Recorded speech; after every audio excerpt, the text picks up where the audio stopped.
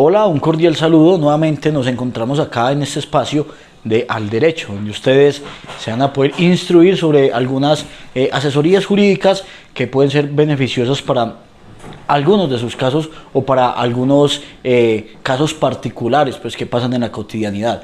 Hoy venimos con un invitado muy especial y vamos a hablar precisamente del tema de las sucesiones, algo que es comúnmente preguntado entre la comunidad y que precisamente pues necesitamos un abogado para que nos resuelva este tipo de dudas. Así que para mí es un placer presentarles a ustedes a Juan David, un abogado egresado precisamente de la Universidad Católica de Oriente, que hoy se va a dirigir a ustedes.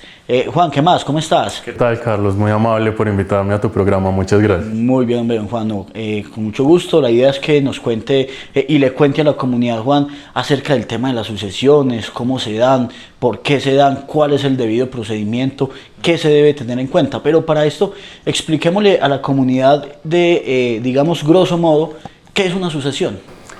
Una sucesión la vamos a definir simplemente como el proceso a través del cual una persona, quien fallece, ¿cierto?, el difunto, que jurídicamente recibe el nombre de causante, transmite todo su patrimonio a sus herederos, ¿cierto?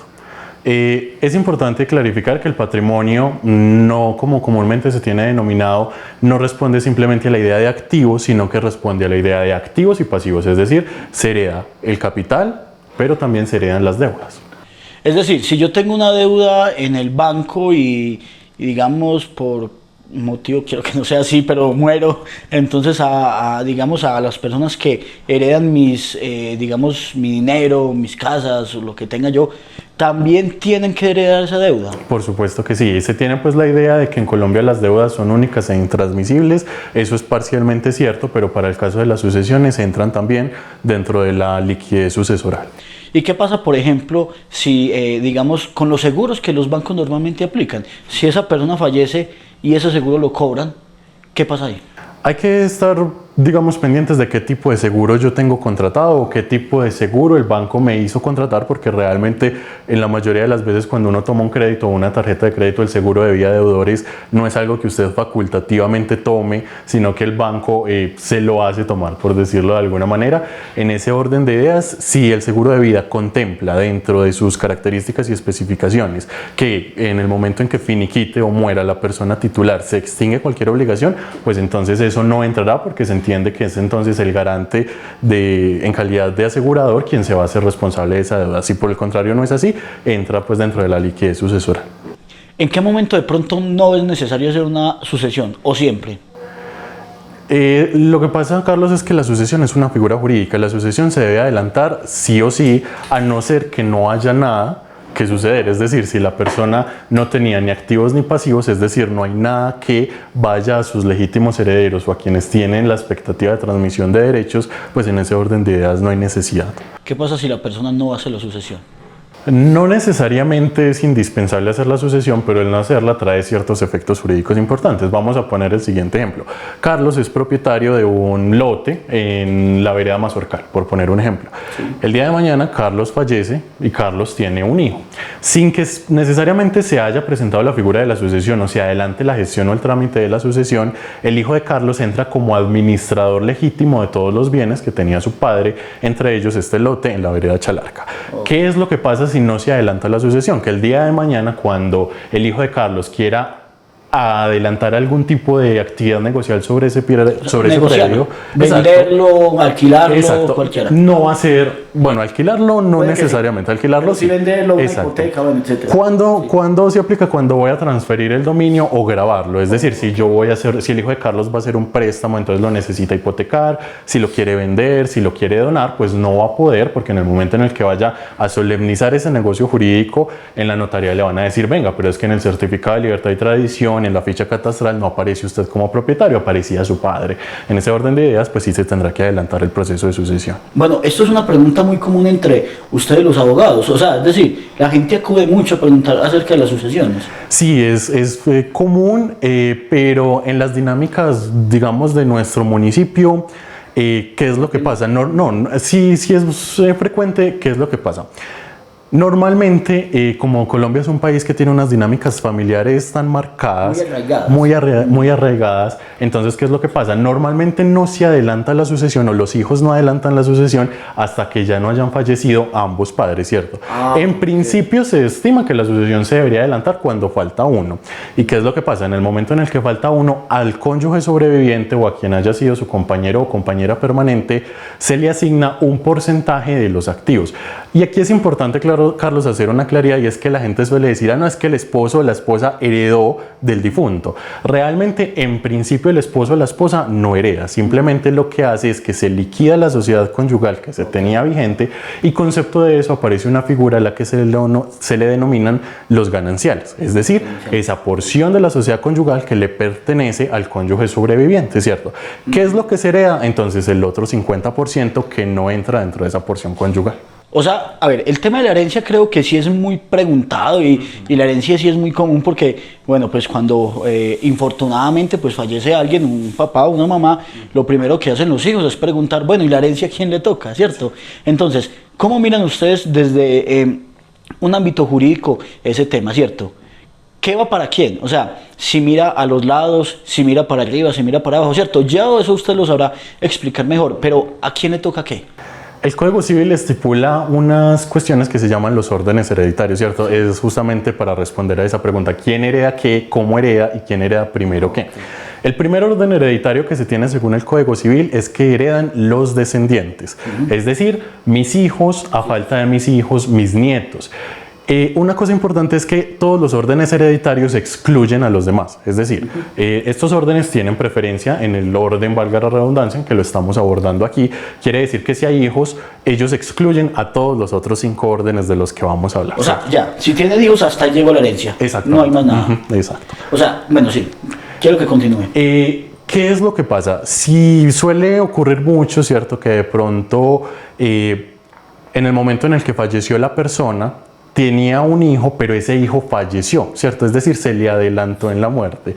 Pero a su vez, ese hijo tenía un hijo, es decir, estamos hablando del nieto del causante. Sí. En Colombia existe una figura que se llama... el nieto del fallecido. Exacto. Okay. A esa figura se le denomina la representación, es decir, si legalmente, por órdenes hereditarios, estaba llamado a heredar mi hijo, y ese hijo, en vista de que falta, tenía a su vez un hijo, es decir, el nieto representa a su padre en la sucesión de su abuelo. En ese orden de ideas, pues entonces será el nieto quien herede representando a su padre en la sucesión de su abuelo.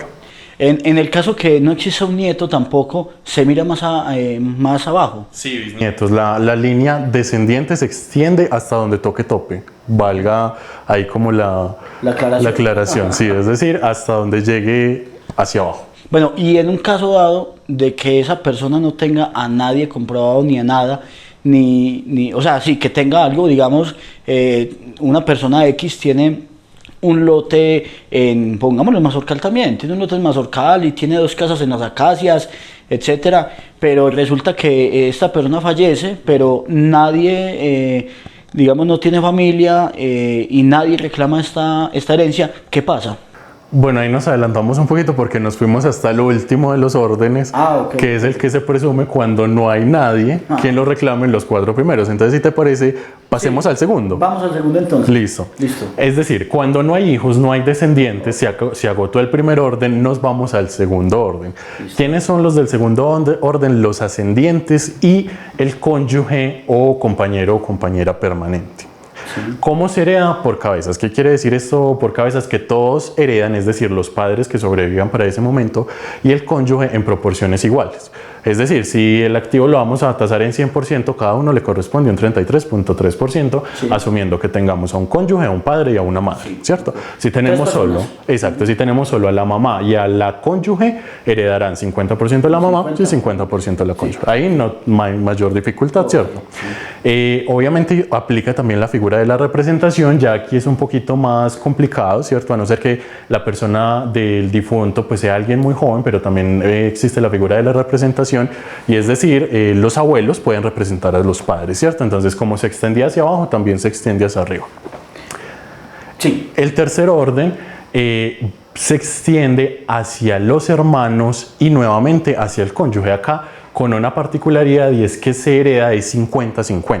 Es decir, el 50% de todo va al cónyuge y el otro 50% se divide entre todos los hermanos. Con una claridad acá, y es que aquí sí importa si son hermanos legítimos o lo que llamábamos hermanos ya jurídicamente no se llama así, ilegítimos, ¿cierto? Es decir, si son hermanos carnales de doble conjunción, es decir, compartimos el mismo padre y la misma madre, tiene doble porción.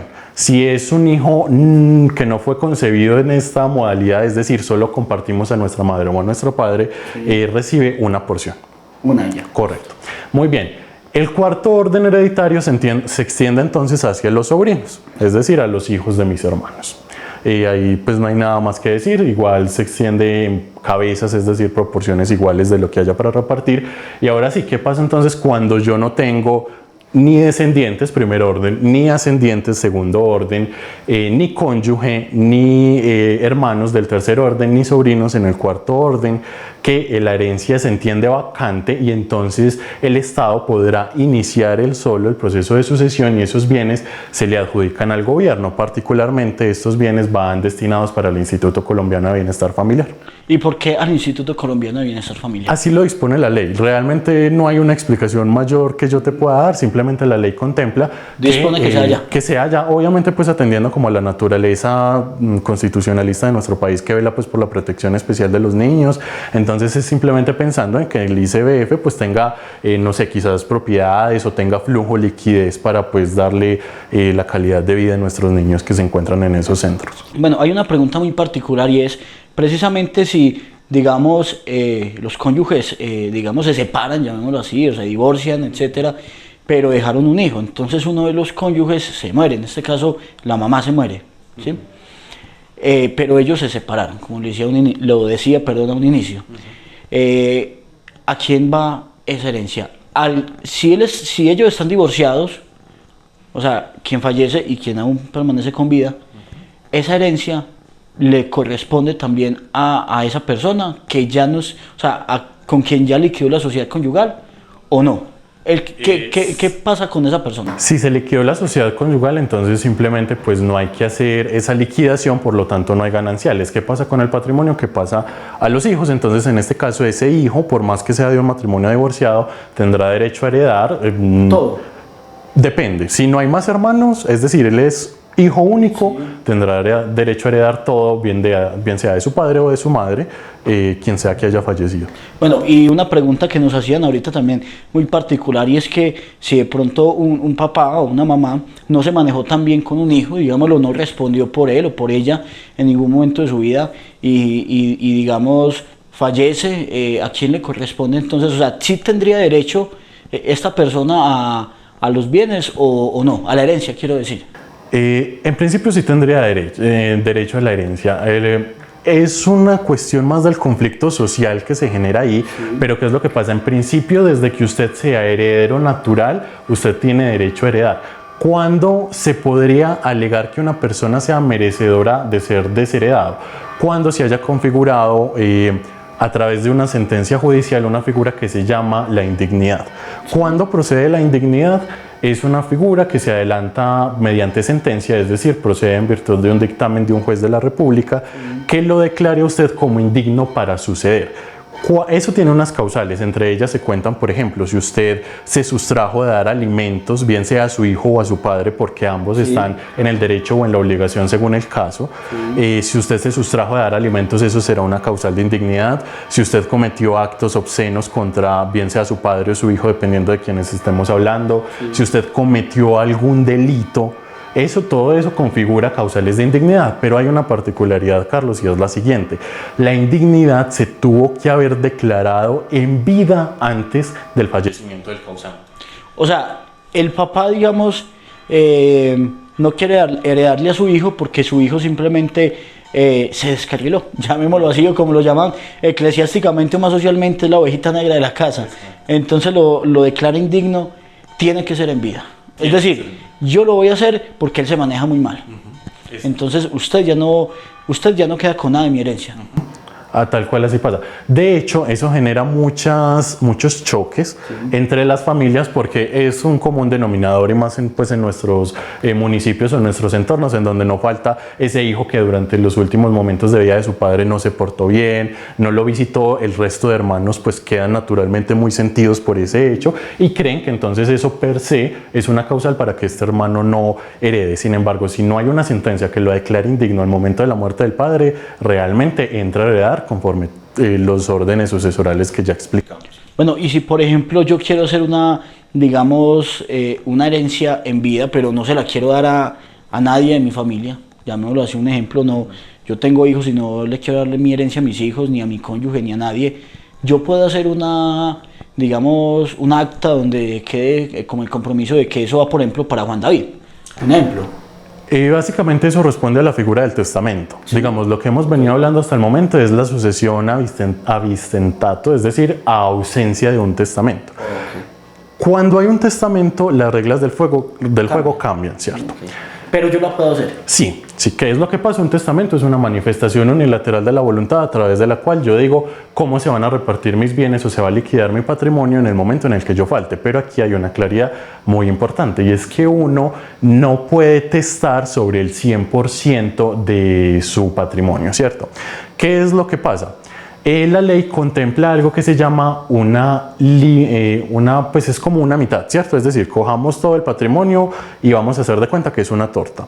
Yo la mitad de la torta la puedo disponer libremente, ¿cierto? La mitad de libre disposición es el término jurídico, pero la otra mitad del patrimonio está sujeto a unas condiciones que se llaman unas legítimas forzosas, ¿cierto? Lo vamos a ejemplificar. El día de mañana Carlos quiere hacer un testamento. Sin embargo, Carlos tiene hijos, es decir, que los hijos se presumen como sus legítimos herederos en el futuro. Carlos tiene el lote en Mazorcal del que hemos estado hablando durante toda la sesión. Y Carlos dice, no, yo le quiero dejar el lote, el 100% del lote a la parroquia. Sí. Resulta que Carlos no puede hacer eso.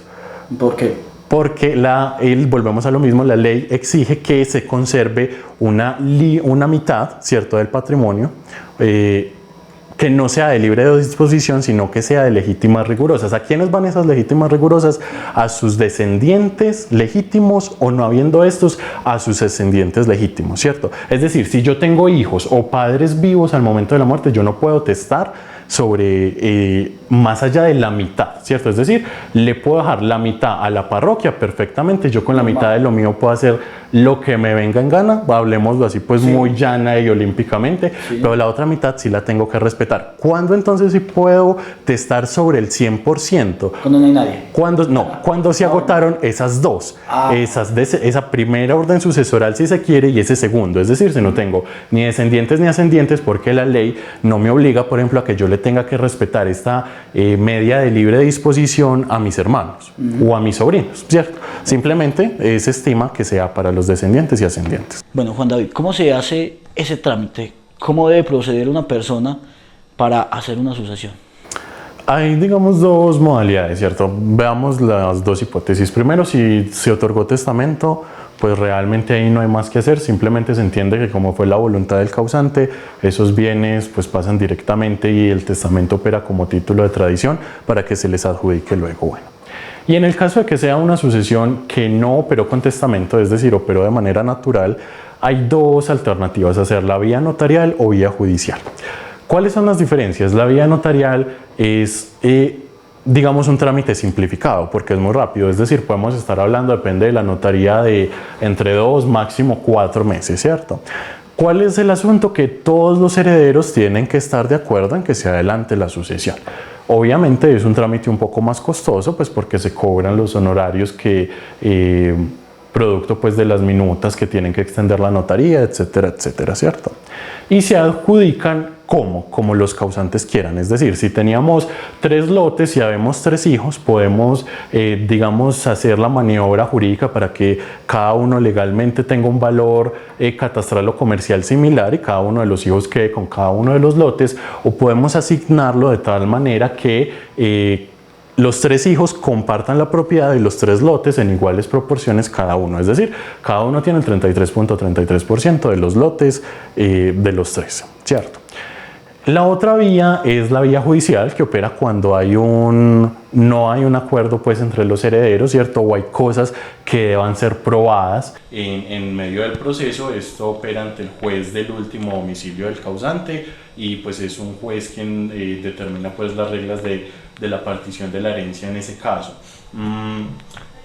Es importante aclarar pues que dado el colapso, por decirlo de alguna manera, o el tráfico lento del sistema de justicia, es un proceso que puede estar tardando incluso varios años, dependiendo del juzgado también, pero realmente sí puede pues llegar a tener una mayor duración en el tiempo. ¿Cuántos años aproximadamente? En el mejor de los casos ni siquiera uno, en el peor de los casos 2 años más o menos por ese factor, dependiendo pues de la congestión judicial del despacho. ¿Y cuánto vale una sucesión?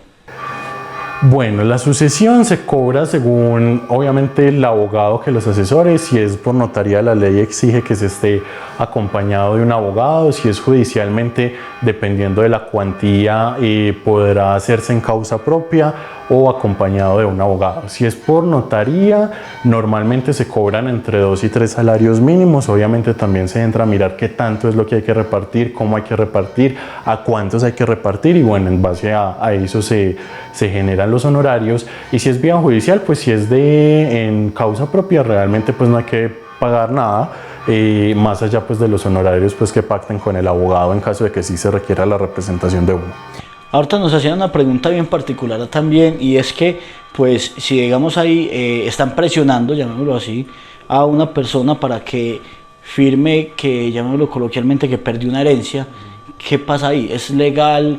¿Hay posibilidades de que alguien solo porque sí pierda una herencia? Existe la posibilidad de que usted pueda renunciar a la herencia, bien sea que se haga por vía judicial o vía notarial. Hay un momento en el proceso al que se le llama la delación. La delación está asociada con el llamamiento, es decir, usted quiere aceptar esta herencia y usted entonces manifiesta si la quiere aceptar o la quiere repudiar, ¿cierto? Antes de responder a la pregunta voy a hacer una aclaración importante, y es que la aceptación se puede hacer con beneficio de inventario o sin beneficio de inventario. ¿Cuál es la diferencia? Con beneficio de inventario, cuando yo acepto, como recuérdese, al principio hablábamos de que se heredan tanto los activos como los pasivos. Con beneficio de inventario quiere decir que cuando yo reciba esos activos y esos pasivos, si hay más pasivos que activos, yo tendré que responder con mi propio patrimonio por los pasivos de esa herencia. Sin beneficio de inventario quiere decir que yo podré responder por los pasivos hasta el monto de los activos de la sucesión. ¿Queda claro? Es decir, la diferencia básicamente es que con beneficio de inventario yo también me hago responsable con mi patrimonio, con mi pecunio, de las obligaciones que tuviese el causante en su momento. O sea, las deudas. Entonces, ¿qué deudas pueden caer ahí? ¿Solo las bancarias? No necesariamente las bancarias. Si usted tiene, de hecho es una pregunta muy interesante, Carlos, porque supongamos hicimos un pagaré, ¿cierto? Es decir, entre nosotros que somos dos particulares, no somos entidades bancarias, no estamos sujetos a inspección de ninguna superintendencia. ¿Qué es lo que pasa? En el momento en que se adelante la sucesión, yo puedo ir hacerme acreedor, ¿cierto? A que se me reconozca la creencia con el título o valor que adjudica la deuda y decir, venga, es que esta persona tenía una deuda conmigo, téngaseme en cuenta al momento en el que se haga la partición de la herencia. Y en otro caso, por ejemplo, fallece X persona y yo le debía a esa persona un dinero, digamos $1.000.000, si esta persona fallece, ¿yo se los tengo que pagar a la familia o no? Sería el deber ser, ya que jurídicamente, sí, o sea, éticamente se debería hacer. Ya que jurídicamente haya alguna exigibilidad, pues bueno, puede que en su momento entre el título o valor, si de pronto los herederos lo tienen, dentro de lo que se va a adjudicar, ¿cierto? Entonces eso entra como una cuenta por cobrar en contra de Carlos, es decir, Carlos le debía a la sucesión de la X persona difunta $1.000.000, ¿cierto? Se puede hacer, pero obviamente pues depende de muchas circunstancias, de que se tenga el título o valor que acredite la deuda, de que se demuestre que no se pagó en vida, etcétera, etcétera, ¿cierto? Lo que me lleva pues entonces a responder a la pregunta que veníamos hablando, que era el tema de Bueno, el tema de qué pasa si yo me veo forzado, alguien me obliga, me constriñe a renunciar a la herencia. En Colombia, por regla general, cualquier negocio jurídico, cualquier actividad negocial está sujeta al consentimiento. Es decir, para yo hacer cualquier actividad negocial en Colombia, mi consentimiento tiene que estar libre de vicios, es decir, lo hice plenamente capaz, plenamente estando en mis cabales y voluntariamente. Si por alguna razón yo fui sujeto de fuerza o dolo, pues ese negocio jurídico podrá ser atacado, ¿cierto? Y podrá solicitársele a un juez de la República que lo anule. Bueno, finalmente, digamos, para ir ya terminando el programa, ¿qué mensaje le dejaría usted a la comunidad para que procedan muy bien a la hora de hacer una sucesión? Sobre todo que se asesoren bien, ¿cierto? Obviamente sabemos que la muerte trae muchos problemas, eso lo sabemos los abogados en el día a día, y a veces quedan pues más problemas que cualquier otra cosa. Sin embargo, la idea es que si usted de pronto comparte hermanos o comparte pues personas con quienes también estén llamados a recibir una herencia, lo hagan de buenos términos, ¿cierto? De manera que todo se lleve de manera amistosa para evitarse gastos innecesarios y tiempo innecesario, ¿cierto? O tiempo perdido pues que puede ser invertido en otras actividades. Bueno, Juan David, para, digamos, también que ustedes puedan seguir ayudando a la comunidad, ¿dónde están ubicados? Por si alguna persona necesita una asesoría, ¿dónde están ustedes? ¿Dónde los podemos encontrar? Claro que sí, nos pueden encontrar en la calle 10, número 758, en la salida hacia Las Vegas, más abajo de la zona rosa, en donde funcionaba antiguamente, no ahora, sino antiguamente la notaría. Ahí estamos pues todos los miembros del equipo de Grupo NIH, contadores y abogados, en donde estamos dispuestos y muy prestos a brindarles asesorías jurídicas, contables, financieras y tributarias, pues conforme sus requerimientos, ¿cierto? Contarles además que tenemos un programa institucional que se emite a través de la emisora La Máxima 107.4 FM todos los viernes en el marco del programa informativo y noticial Conexión Oriente, para que nos escuchen y nos sintonicen. Allí estamos hablando de este y otros temas constantemente, e informarle también a nuestra comunidad que prestamos una vez al mes asesorías tipo brigadas jurídicas. Nos desplazamos a las veredas y a los corregimientos. Para eso los invitamos a que nos busquen a través de todos los servicios de Google, las redes sociales. Aparecemos en Instagram, Facebook y TikTok como NH Contadores y Abogados. Allí estamos publicando constante y permanentemente toda la información de estas brigadas jurídicas. Sin embargo, pues en nuestro quehacer diario las asesorías jurídicas son gratuitas para que se acerquen a la oficina y nos consulten. Bueno, Juan David, qué bueno eso de las asesorías gratuitas, es interesante porque hay personas pues que realmente las necesitan y quieren pues, digamos, tener un conocimiento más general acerca de un tema en específico. Gracias a usted, Juan David, por estar en este espacio, por compartir con nosotros ese conocimiento, todas estas, digamos, asesorías que yo sé que le van a servir a la comunidad a la hora de ir a hacer una sucesión. Así que ustedes ya saben, estas son como las normas generales, como el procedimiento estricto para hacer una sucesión. Y bueno, la recomendación general es esa, la que les decía Juan David, para que se eviten gastos. Yo creo que lleven, como se dice coloquialmente y como decía mi mamá, lleven la fiesta en paz. Con este tema nos despedimos. Les agradezco a ustedes inmensamente por participar de este espacio. Nos vemos dentro de una semana nuevamente con otro tema muy interesante, seguramente que va a ser de mucha ayuda para ustedes. Juan David, muchas gracias por estar acá, muchas gracias a los que nos vieron. Carlos, a usted muchas gracias, al equipo y a la comunidad un saludo muy especial y un abrazo.